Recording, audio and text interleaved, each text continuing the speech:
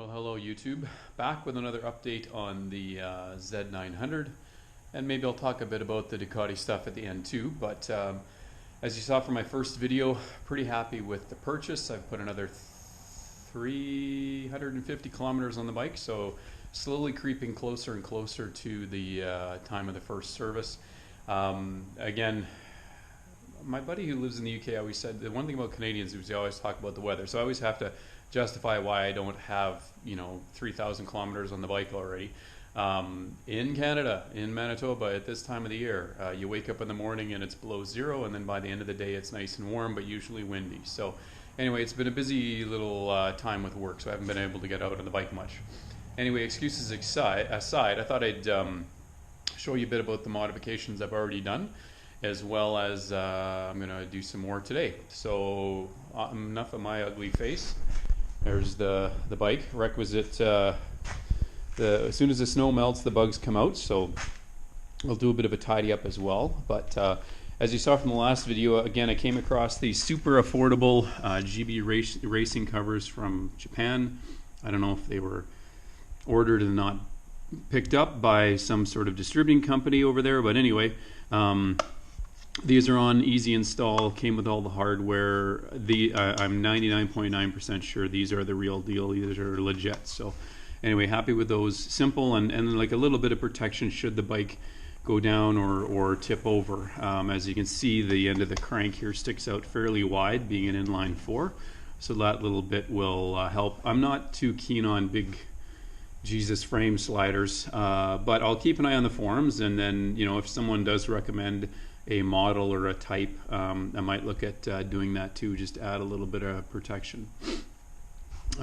So the world's smallest swing arm spools from Japan, from China, they seem to work okay. I did space them out with some aluminum spacers I had, and certainly found a long enough bolt to hold them in place. So again, simple, but you can spend a lot of money on swing arm spools if you want to. Chain started to stretch out a bit nicely. I'll check it again obviously at the first service. I would honestly like the tension a bit looser than that, just that's because how I am, but yeah, we'll see how much more it stretches. I certainly, with the engine break-in period, I certainly haven't been wringing its neck or being hard on the throttle just to help it break in. I was talking to a friend of mine who bought a brand new 2024 GSXR 600, and his unofficial break-in is warm it up for 10 minutes and then wring its neck. So your results may vary, but anyway, so J-Tech tail tidy. I had one on the KTM Duke. What I like about this is just by the design of the bike, it retains the stock tail light, so no issue with safety there. Stock turn signals, love them or hate them. They're durable, they work. No crimping wires, or like if you've worked on bikes long enough and bought bikes with owner installed tail tidies, you've seen some absolutely criminal behavior when it comes to splicing wires together. So the loom all snaps together. Beautiful license plate light. I'm not sure why everyone hides their license plate number. If you're a Nigerian prince who is planning to bankrupt me because you know the license plate of a machine I ride for 5 months out of the year, good on you. But that's my license plate. The only thing about the J-Tech, and it's either really, really good engineering or something to make an OCD person like myself nervous, but you can see that it came supplied with nice hardware, lock nuts. But I would love the bolt to be slightly proud of the plastic grip area of the lock nuts. I guess I could also go back and use some blue Loctite, but I might replace the bolts that came with the kit with something just fractionally longer, just so I know this isn't going to vibrate itself loose and fall off. And finally, the exhaust system. Hold on a sec. Like any good Canadian, I've headed out to the garage this morning with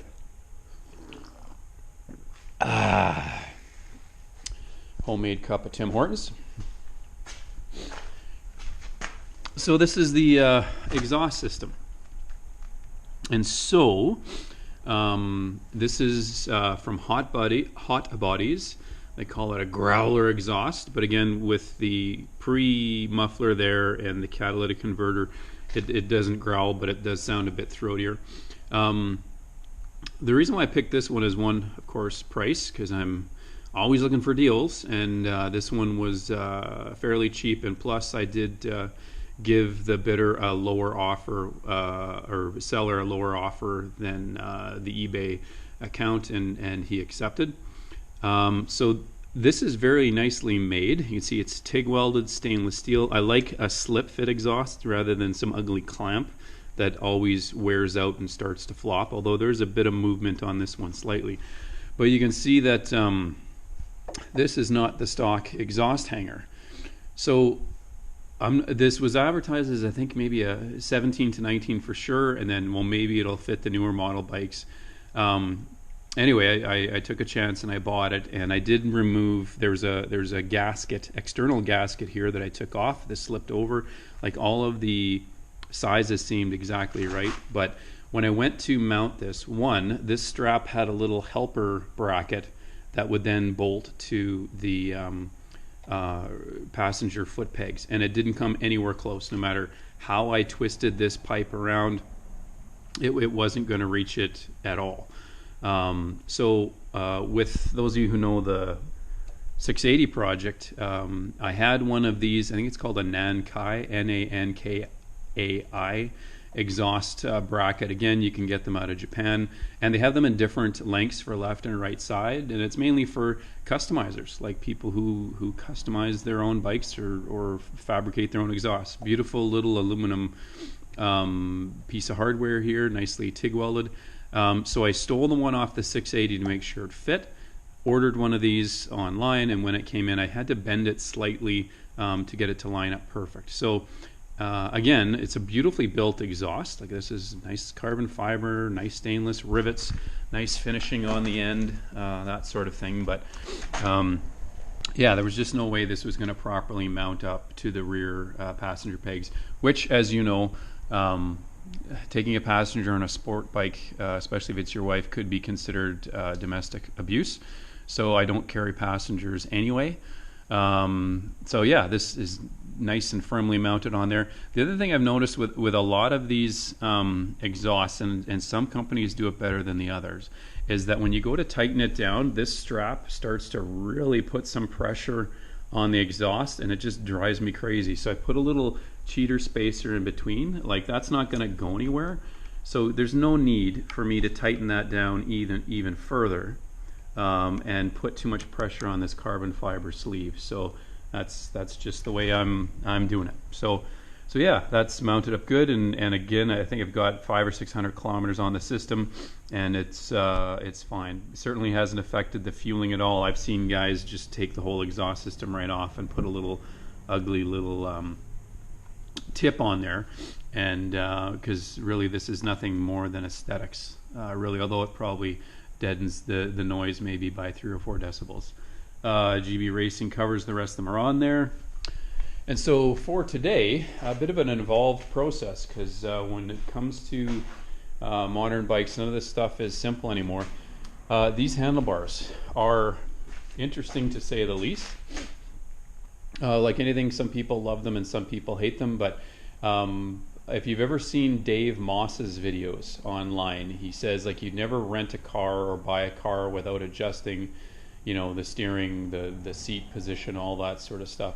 Handlebars are a bit more involved, but even rotating the brake and clutch lever to the proper position is obviously very important. So what I hope to do is fit a new set of handlebars to this thing today, and it isn't as simple as unbolting 4 bolts and putting on more. You got to take off the screen, and you know, it helps mount the instrument binnacle there, so it'll take a while, and I don't have a manual, but I think I can suss it out fairly easily as to how it's supposed to work. And what I'm going to put on are these. As you could tell, they are used, a set of Renthal bars. They're called CR Low. So not a fat bar. Of course, everyone knows how cool fat bars are. But it is a much lower bar, a bit wider side to side, and less of pullback. And they also don't tip up at the end. You can see how the bars here swing upwards, which really puts a cramp on my wrist. So I'm hoping this helps. I'll obviously tidy them up a bit to get some of this grip glue off there. It did normally come with a crossbar, so I'll tidy that up and put them on. I know for sure I'll have to drill some holes to mount the switch gear, but yeah, we'll see how that goes. Ideally, I would have wanted them in black, but when you again, they were on for like 20 bucks. I put in a cheeky bid of 12 and the guy took 15. So 15 bucks for a set of Renthal bars is a pretty good deal, and hopefully they fit. The only thing I am worried about is that everything's a bit wider in terms of where the mounting area here to here is. So there's certainly enough room for the switchgear and the throttle and the brake master cylinder. It's just further outward from the center from before. So hopefully there's enough slack in the cables to make that work. So I am going to turn off the camera and play with this a bit and see if I can get it to fit, and I'll post an update when I've got them fitted or not. Stay tuned. So midway through the process, I've taken off the stock bars, as you can see, and fitted these ones. In some initial test fitting, it looks like they'll be fine with no clearance issues. So I've started the process of drilling the locating holes for the switchgear. I've seen some forums online where guys go to fit new bars and they grind that little peg off. Which, okay, fine, you can use some tape or whatever to hold it from spinning on the bar, but like anything, this is a classic example of measure twice and cut once, and you can see I've changed the exact location of where I'm going to put that pin anyway, but I think that should work. I think we're okay clearance wise, so I will plug away and drill a few more holes and see where we get to. I'll follow it up with some tips about this area here. It's a bit fiddly and I wouldn't say difficult, but a bit finicky to sort out taking all this area off. But I'll show that to you later. Here we go. So as you can see, one side is done and mounted, and we've got good clearance from everything here against the tank. And then so we're over to this side. Drilled the hole for the switchgear on my right hand side, your left hand side, and because I'm OCD, I chamfered the hole nicely there. I shouldn't say I'm OCD, that's kind of rude. I forget I ever said that. I don't have a diagnosis. Because I like attention to detail, I've chamfered that hole there to make it look nice and make sure the pin fits in there. And we'll mount it up, and of course keep the swarf from falling all over the bike and getting into places you don't want it to. So good progress. Okay, I'm pretty happy with this, I think. As you can see, the bars have been installed. Got some temporary bar ends on here right now. I think somewhere in my pile of bits I might have some weighted bar ends from another project that I had kicking around.